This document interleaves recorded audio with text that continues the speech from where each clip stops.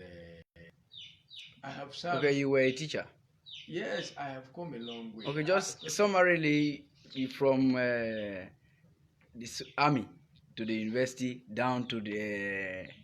You told me about airways. My occupational experiences. Exactly. Actually, I can humbly claim I have been in all the services. I have been in federal service, I've been in state service, I've been in local government service. Federal service, I began before I went to the army. I was in textile mill, United Nigerian Textile Mills, Kaduna, before I left for the army. And I served the army for about nearly 10 years. And when I left the army, I went to university, and the first admission was qualified. I went and read, while I was preparing to redo my GCE level, I had to take a job. I took the job with Nigeria Airways. Take care of, because you have Nigerian Air Force and you have Nigeria Airways. Okay. So I was with the Airways. When I left the army, I picked a job with the Airways when I had not rewritten my GCE level to get the 5 credits I needed. I was with the Airways for 1 year, 1 month. Was it 1 year, 1 month, or 1 year? Yeah, 1 year, 1 month. And I left them for the university. After my university education, I chose to serve, because as a soldier, I would have opted not to, because I could choose not to. But I said I will serve. Let me have all the experiences. And I went to Cotton, like I said. Those are the federal level something. Thereafter, I came to pick up teaching job with the state service, teaching service. Okay, if you didn't have this visual challenge, what do you think you would have been able to achieve by now? Yes, when I joined the state service as a teacher, I was not enjoying the job. I was sent to serve in the bush, and they call it bush anyway. I was meant to go and serve in the rural secondary school, and I was not enjoying it. So I chose to change the job. So I changed from teaching service, which is state service, to the local government service, where I would have actualized my dream. If this visual setback didn't set in, I would have either been in this a chairman of council, or join the mainstream politics. Now, federal again, if you like, beginning from the state. I would have been a politician, and I not administrator again, but a lawmaker.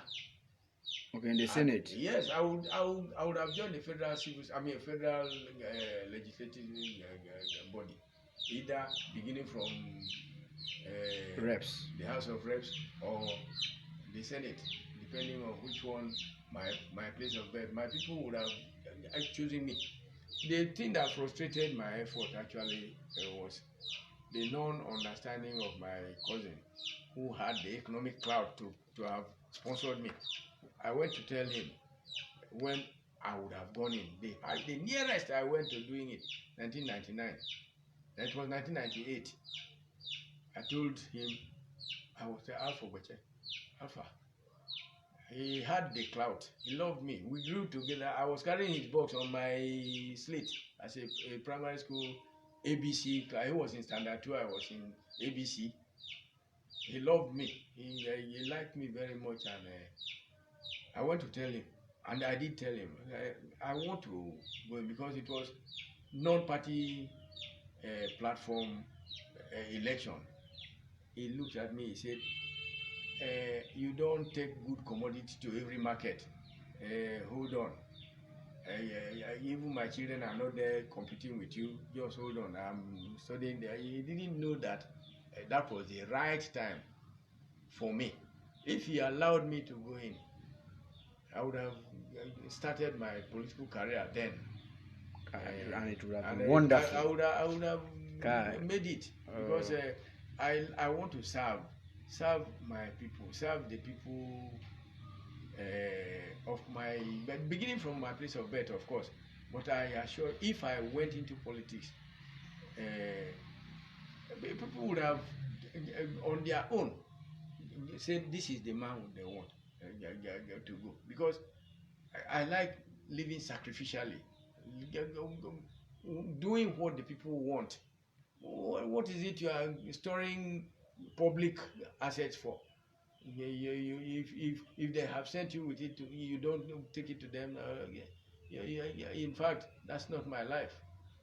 I would have made it political. Wonderful. Okay. Hey, thank you so much, sir. Thank you so It's much. it's a rough excerpt of my life Yes. story. The Some chapters some more questions I have to ask about 6 more questions I have to ask you. One about your personal life. Since you have this challenge now, this visual challenge, how have you been managing? How do you manage? When this visual condition developed, a good doctor, Dr. Helen Oko, I went to National Eye Center.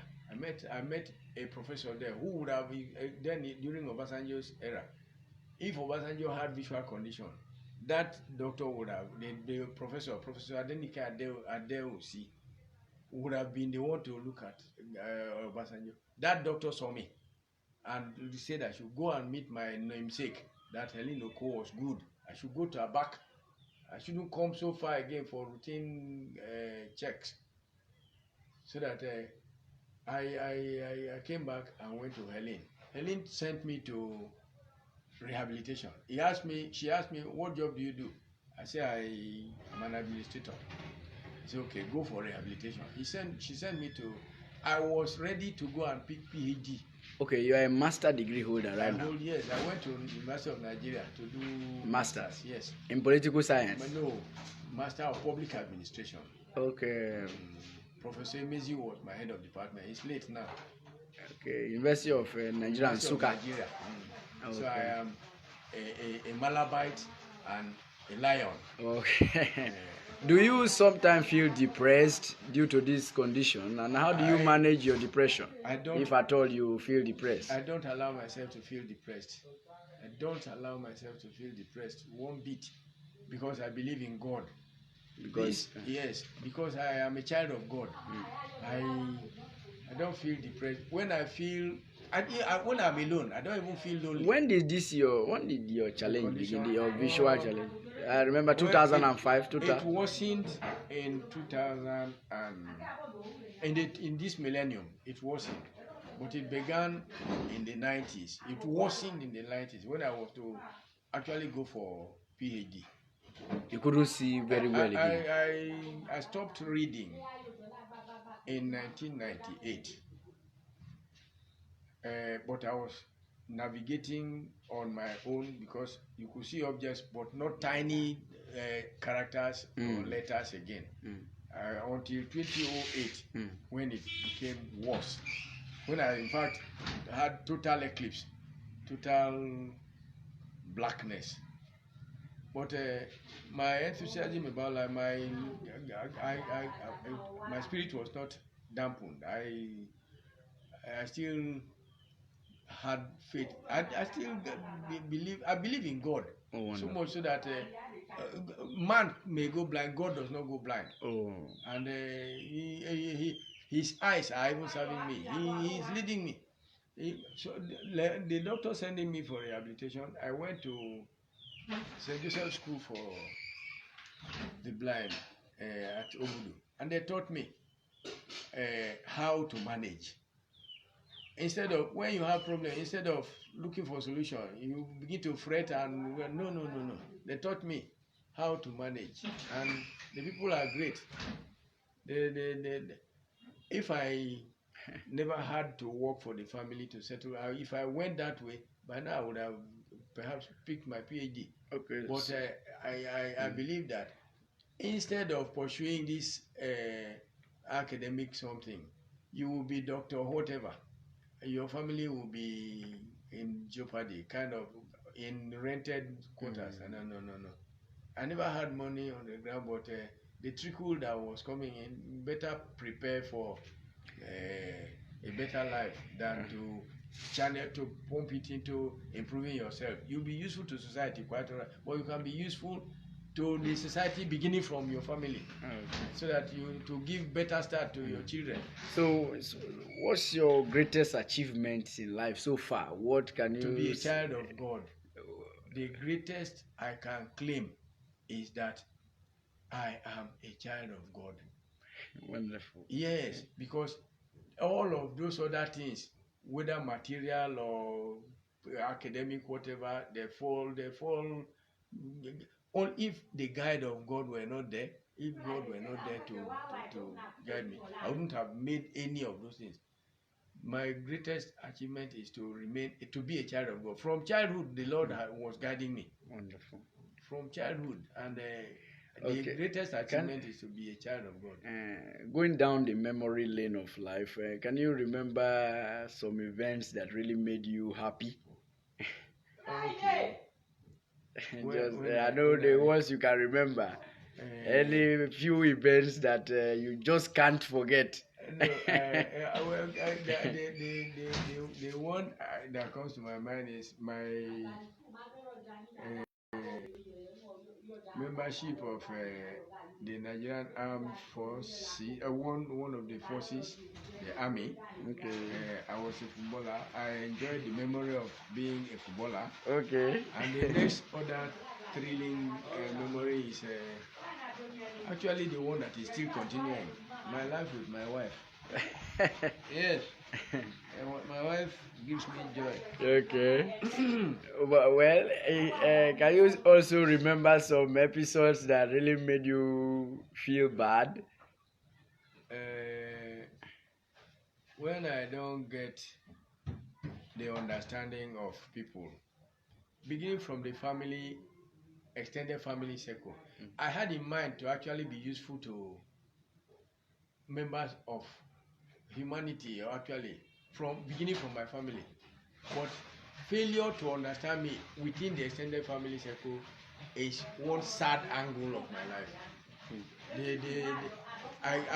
If I was understood, I would have gotten encouragement more than I'm getting. But all the same, I still have a number of members of my extended family who understand me. My cousins are wonderful, and their children are super.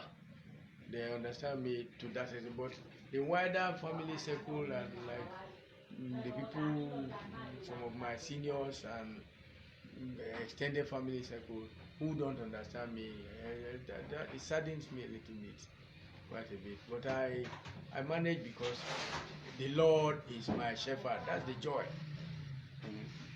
Well, you have always quoted one man that told his son, he said, when you grow up, you know the devil women are.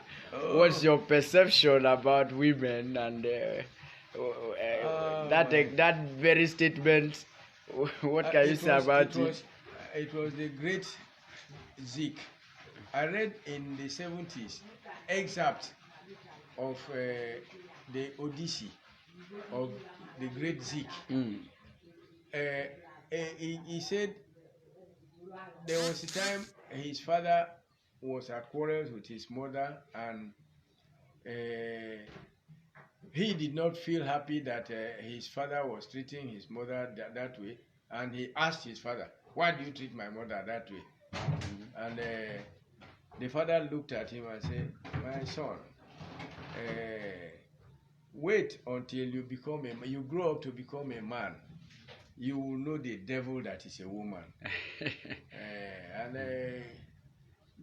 I don't know if it is true. The stories in those days that were circulating was that Flora, the wife of Zeke,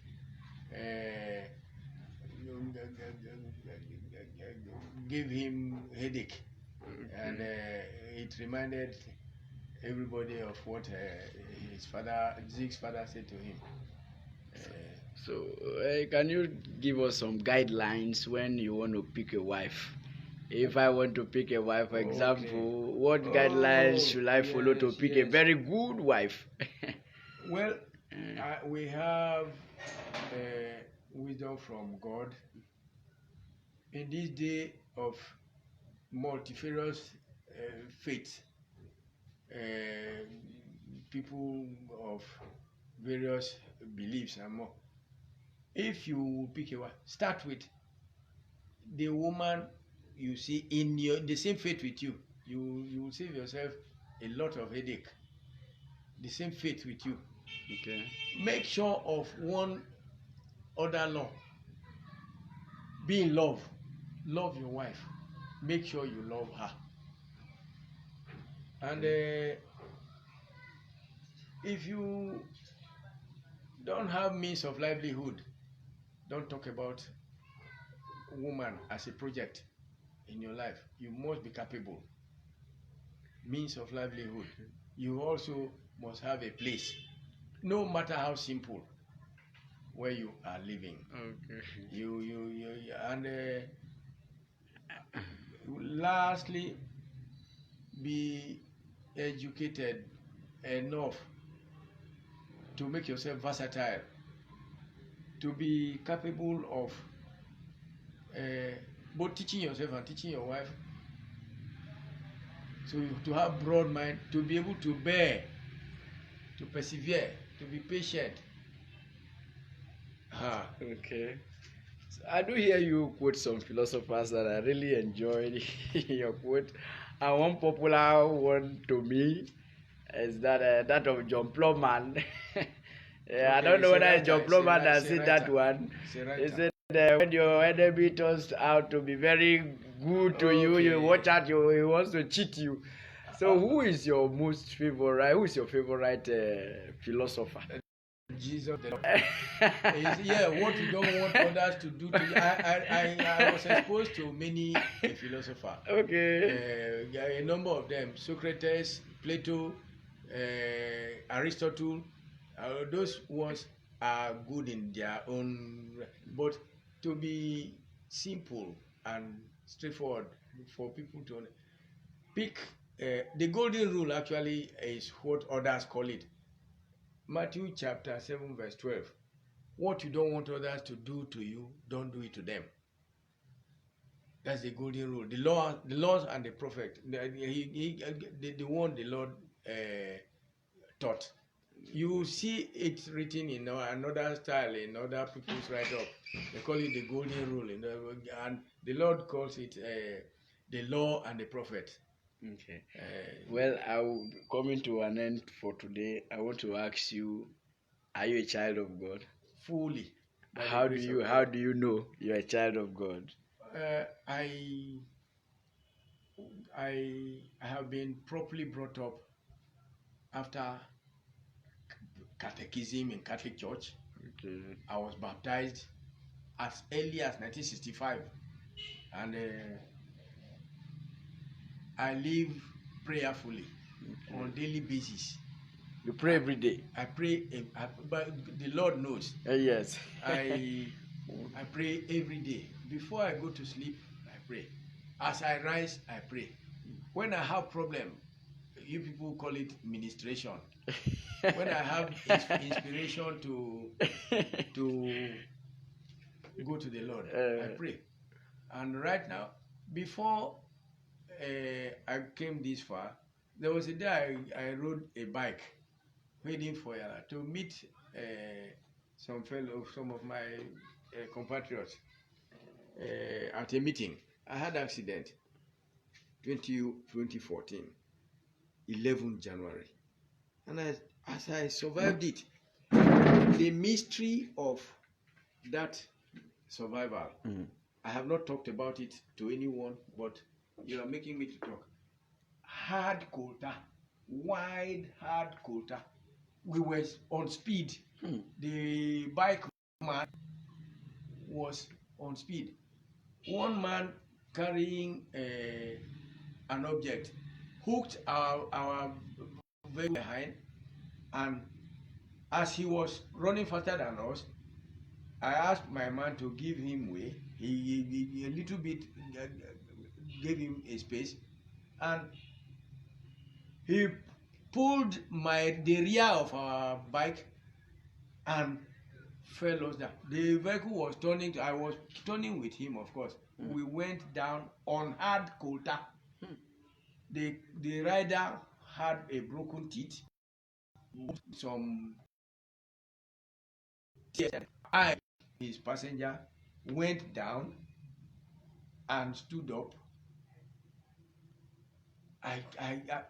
Thereafter I didn't believe